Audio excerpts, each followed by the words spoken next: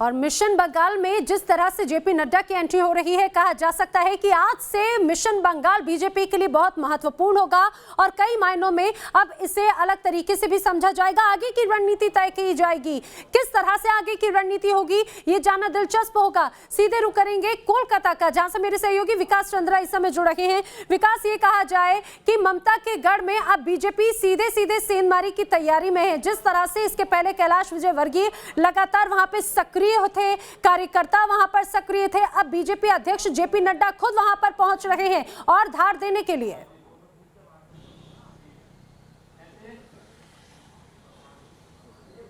कि देखिए, अगर बीजेपी की रणनीति की अगर हम बात करें तो बीजेपी पिछले 5 साल से चुनाव की तैयारी कर रही है। यानी कोई बीजेपी में मानकर चल रही थी कि मैं चुनाव की तैयारी इस तरीके से करनी है बंगाल में जैसे को कल को ही चुनाव है, इसलिए 5 वर्षों से तैयारी चल रही थी। जो कार्यकर्ताओं का नेटवर्क बीजेपी को बनाना था, वो कार्यकर्ताओं का नेटवर्क बहुत पहले ही बनाया जा चुका है। गाँव से लेकर के, ब्लॉक से लेकर के और जिले से लेकर प्रांत तक के स्तर पर आप देखिए, पन्ना प्रमुख हो, आवास प्रमुख हो, गृह प्रमुख हो, जिस तरीके की कार्यकर्ताओं की यहाँ की गई है और जो बाहर से कार्यकर्ता भी अब चुनाव के वक्त बुलाए जाएंगे, तो उसकी रणनीति बीजेपी बहुत पहले से बना चुकी थी। कैलाश विजयवर्गीय पूरा डेरा डाल के हमेशा पश्चिम बंगाल में ही रहे और हर जगह कार्यकर्ताओं से मिलना, उसके संगठन को मजबूत करना, गांव-गांव तक पहुंच बनाना। और जो ममता बनर्जी की कमजोरी है, उस कमजोरी को पकड़कर उस पर कैसे आघात किया जाए ताकि उनके राजनीति का उल्लू सीधा हो सके। तो इसमें तो बीजेपी की जो रणनीति है वो, और बीजेपी के जो नेता है वो काफी माहिर है। अब देखिए, चुनाव धीरे धीरे जब पास आ रहा है तो बीजेपी ने अपने कैंपेन को और भी सघन कर दिया है, अपनी रणनीति को और भी धार देने के लिए उसके जितने बीजेपी के बड़े नेता हैं सब बंगाल का दौरा शुरू कर देंगे। चूंकि जेपी नड्डा पार्टी के अध्यक्ष हैं तो उनका जो कार्यक्रम तैयार हुआ है, हर महीने वो बंगाल आएंगे और यहाँ पार्टी के नेताओं और कार्यकर्ताओं के साथ साथ गांव-गांव के जो उनके वर्कर हैं, जो कार्यकर्ता हैं, उनके साथ भी उनकी यानी विकास, हम इसे ये समझे कि जमीनी स्तर पर खुद को जमीनी स्तर पर मजबूत करने की कोशिश यहाँ पर बीजेपी की पिछले 5 सालों में रखी है और जिस तरह से ब्लॉक स्तर पर, जिले स्तर पर बीजेपी ने अपने कार्यकर्ताओं को एक्टिव किया है वो ये दर्शाता भी है।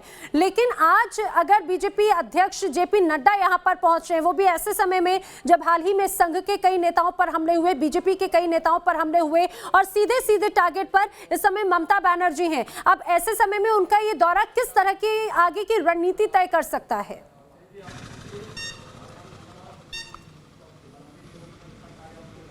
देखिए, अब बीजेपी सीधे तौर पे ममता बनर्जी पे हमलावर हो गई है और जिस तरीके की बीजेपी ने आक्रामक रुख यहाँ पे अख्तियार किया है, और बीजेपी के नेताओं से जब हमारी बात हुई तो उन्होंने कहा कि जो राजनीति ममता बनर्जी कर रही हैं, जो हिंसा और हत्या की राजनीति ममता बनर्जी कर रही हैं, उसका जवाब देना उनके लिए जरूरी है। आप देखिए, पिछले काफी दिनों में बीजेपी के कार्यकर्ता और खासतौर पर जो हिंदू संगठन और आरएसएस से जुड़े हुए कार्यकर्ताओं की जो हत्या हुई है या हमले हुए, उसको बीजेपी बड़ा मुद्दा बना रही है। बीजेपी की अगर माने तो अभी तक उनके लगभग 150 कार्यकर्ता मारे जा चुके हैं, लगभग 450 लोग बुरी तरीके से घायल हैं जो टीएमसी के लोगों के द्वारा एक अंजाम दिया गया है। तो अब इसको बीजेपी एक मुख्य तौर पे अपने रणनीति का हिस्सा बना रही है। जेपी नड्डा का आना, ममता बनर्जी पहले से ही मंच पे उतर चुकी है। ममता बनर्जी जहां ममता बनर्जी को ऐसा लग रहा है कि वहां उन्हें नुकसान हो सकता है, चुनाव में से दूर है, ममता बनर्जी की रैली शुरू हो गई है। बिल्कुल, यानी कि ये भी बहुत एक इंपॉर्टेंट एजेंडा रहने वाला है बीजेपी अध्यक्ष जेपी नड्डा के लिए। अब से कुछ देर के बाद में वो पहुंचेंगे और लगातार विकास हमें अपडेट्स भी दे रहे हैं। विकास, फिलहाल जानकारी के लिए आपका शुक्रिया।